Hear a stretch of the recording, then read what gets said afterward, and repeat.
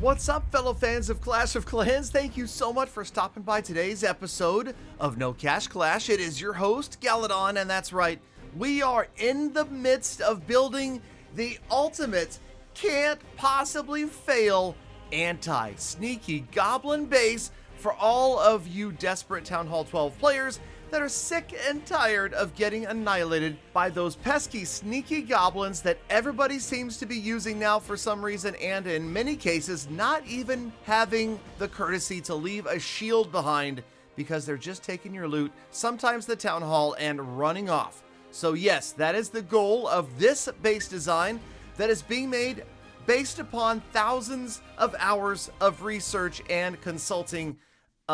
Absolutely nobody. But hey, remember, I am the world's foremost expert on attacking with sneaky goblins, so perhaps that qualifies me as being an expert on defending against said army. We know that players are going to be looking to snipe those collectors from the outside, but there's really no other way to set up a base like this than to put those collectors at or near the outside of the base. So the first and most valuable piece of advice that I can ever give you, and this is long before we ever defend with this base, is the best way to defend against sneaky goblins is to not keep loot lying around. Obviously, if you don't have it to steal, they're not going to come for you, so that is why you've got to try to spend all of the loot you can before you end each session. If that means keeping a builder free, I know I've said I'm against it, but perhaps it's a good idea to keep a wall builder free so that you can log out without having a surplus of loot. But that only solves half of the problem. That is the problem of all of that loot in your storages. The other problem, and perhaps this is the more critical of the two, is keeping your pumps, drills, mines empty. And that just simply means logging in frequently, clicking on them to collect them, put them in your storages where they're going to be a little bit harder to get, and also less likely that your village will be sniped. Remember, getting sniped is the worst feeling. That is what you need to avoid, because that's where you're going to lose a ton of loot and not get a shield. So, okay, last steps of building this base, putting down these exact things we're just talking about.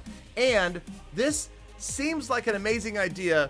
This is putting your bombs, your mines, your traps outside of each individual collector. A spring trap, gonna fling a sneaky goblin or two off the base. A giant bomb, if it's high enough level, will annihilate them. Multiple small bombs as well. And it is sometimes those little victories that make a difference. Now, of course, let's just be honest, and I'm going to tell you straight up front, okay, I don't expect this base to have a lot of success, okay? I love to pump it up and talk about the amazing things and tricks that we can pull on players, but when it comes to sneaky goblins, they are by design OP.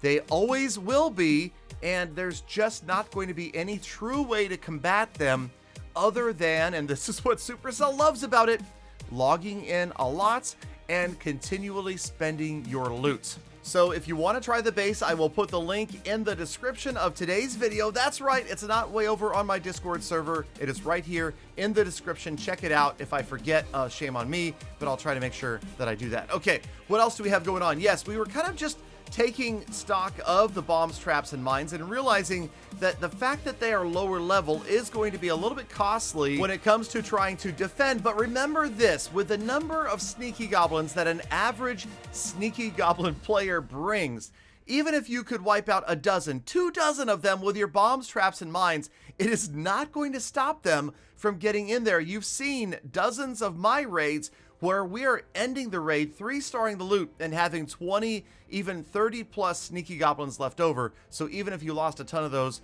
to those bombs, traps, and mines, it's simply not enough to make a difference. But anyway, look for a future episode, probably tomorrow if I can, or the next day. We will put up an episode of Gold Pass Clash. That's right, Gold Pass Clash is going to be the one testing this base. So a little dirty trick that we play there. Okay, now this, of course, is another tough-looking Town Hall 12, and my favorite attack at Town Hall 12, the Queen Charge Hybrid in Clan War or CWL, just seems to be so powerful if you can get it to work out. And in this case, I got everything done that I wanted to do. I got the Archer Queen to roll in here, safely take out the air defense before it wiped out any of my healers, and then move in and trigger that defensive clan castle.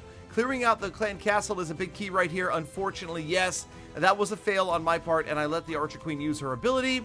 Good players would make sure that she doesn't do that, but okay, whatever. So the Archer Queen is up. She's lured out the clan castle. Barbarian King Siege Barracks go down on the opposite side, trying to create that funnel. And I have to admit that this is a double YOLO attack. Okay, first of all, we YOLO'd the Archer Queen. I didn't know if she was going to go left or right. She decided to go that way, so that's fine. So we adjusted the rest of our attack. Now the second YOLO is we're hoping the Barb King sort of kind of makes a funnel over here, and that those units, the Hogs and the Miners, will eventually go to the Town Hall. Now, if they don't, if they go off to the left towards those Expos, then we're hoping that the Archer Queen will be the one that gets to the Town Hall, and if all goes wrong, we will end up with a beautiful 99% 1 star. Luckily for us, the Hogs and the Miners rolling in under a heal spell get past the clan castle, and that's right, about half of them go to the left and the other half go to the Town Hall. I don't know if that was like decided by Rochambeau or drawing straws or whatever happened, but it's okay because the Grand Warden ability is there, and beautifully timed, protects everybody as they roll through more giant bombs and away from the Town Hall's Giga Bomb. So yeah, it does feel good not to have to deal with the Town Hall 14 poison, and sure enough, because of that, we're going to roll right through. Last heal spell, look at the Archer Queen on the bottom right. She is still going strong because she did not have to deal with the single target Infernos in the core or the Town Hall. So yeah, this attack going pretty well, and like I said in the previous installment of No Cash Clash, this is my go-to war CWL attack. There are, of course, others at Town Hall 12, and rather than exploring them, I think that we're probably just going to go to Town Hall 13 because I'm just more of a ground guy. Now, I promise you, over on my main account, I am trying to improve and doing a lot of practicing using air attacks, but for right now, I figure we're close enough to Town Hall 13. Let's focus on just getting the jobs done here when we have assignments in CWL and in Clan War, and, you know, not looking bad. So there we go, we pick up some bonuses, and with that, we can roll back on over and get some more upgrades done. Walls, yes, of course, very, very close to being done. Got 3 more there going for elixir because there's nowhere else to spend elixir, and then we've got 1 with gold because we've got the remainder of the gold to go on over to the cannon. There we go. And that's it. That's the final cannon going up, so you can see that everybody is on their way. We have nobody that's more than 1 level from being fully maxed for Town Hall 12. CWL rolls to an end, and we end up with 304 medals from CWL, so that's very nice. And of course, we're going to get right into spending them because, well, we need to speed things up. So we're going to pop 1 right now, and that one we are going to use to finish the mortar that you see had about 7 hours remaining. So we will pop the single builder potion, get the mortar done in under an hour, and then spend the next hour right now raiding. So we went out, and in many cases, we just sniped the outside.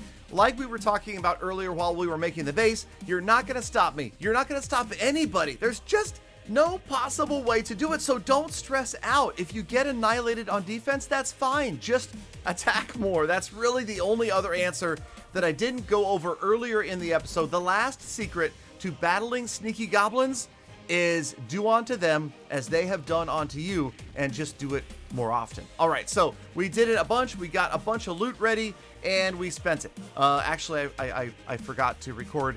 I upgraded a mortar and I upgraded a couple of walls. So I forgot to hit the record button. It happens every now and then, but as you can see, looking good. We have under 10 defenses left. The bombs, the traps, and the mines will eventually catch up, probably at like Town Hall 14, but I'm feeling good. We're rolling in Champion 3, and speaking of where we are, let's go ahead and check out the status report for No Cash Clash episode 221. Champion League is where we love to be, so we've maintained right around 3,200 trophies. Gems, we picked up a few more, so that feels good as well.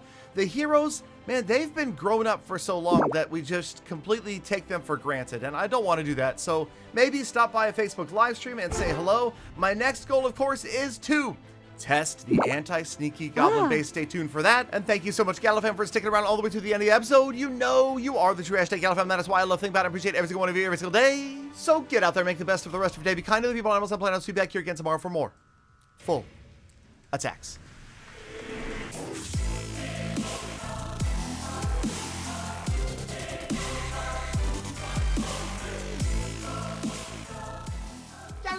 Galadon, nice base. I think it's going to work. I think you've got it this time, man.